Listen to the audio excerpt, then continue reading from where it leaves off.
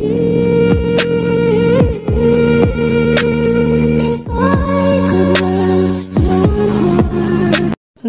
CET 2025चे hall ticket साईटवर उपलब्ध होणे सुरू झालेले आहे।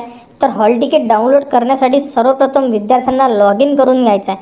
तर लॉग इन कसं करायचं, तर CET सेल 2025च्या साईडला यायचं आहे। साईडला आल्यानंतर तुम्हाला 2 नंबरचं ऑप्शन दिलेलं आहे, तिथे आपल्याला लॉग इन करून घ्यायचं आहे। इथे बघू शकता, इथे क्लिक करा। इथे क्लिक केल्यानंतर तुम्हाला लॉग इन करण्यासाठी एक ID आणि पासवर्ड मागण्यात येणार। तर इथे तुम्हाला तुमचा रजिस्टर ईमेल ID जो तुम्ही फॉर्म फिलअप करताना यूज केलेला आहे तो ईमेल ID तुम्हाला इथे टाकायचा आहे।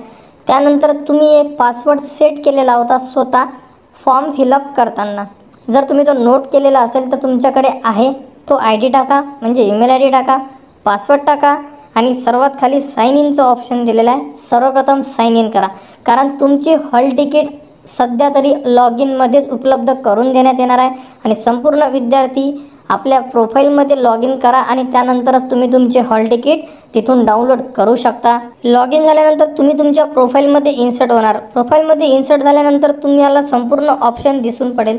यामध्ये तुम्ही बघू शकता हॉल तिकीट और ॲडमिट कार्डचं ऑप्शन दिलेलं आहे, इथे तुम्हाला क्लिक करायचं आहे। इथे क्लिक केल्यानंतर तुमच्यासमोर असे संपूर्ण ऑप्शन उपलब्ध होतील।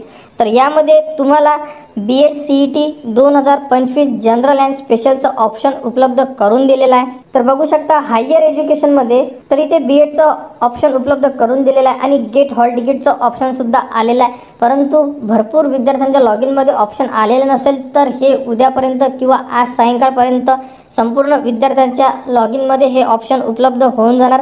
ज्या विद्यार्थ्यांनी CETचा फॉर्म फिल केलेला असेल त्याच विद्यार्थ्यांना हे ऑप्शन व्हिजिबल होणार आहे आणि इथे क्लिक केल्यानंतर तुम्ही हॉल तिकीटसुद्धा डाउनलोड करू शकतो। आता क्लिक केल्यानंतर इथे हॉल तिकीट डाउनलोड होत नाही आहे, कारण अजूनपर्यंत हॉल तिकीट लाईव्ह केलेली नाही आहे त्यामुळे। परंतु इथे गेट हॉल तिकीटला क्लिक केल्यानंतर तुमच्यासमोर तुमची हॉल तिकीट डायरेक्ट डाउनलोड होऊन जाणार आणि ह्याच प्रोसेसने तुम्ही तुमचे हॉल तिकीट डाउनलोड करू शकता।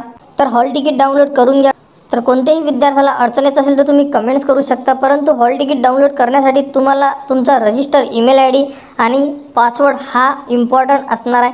तर तुम्ही लॉग इन करून तुम्ही तुमचे हॉल तिकीट डाउनलोड करू शकता।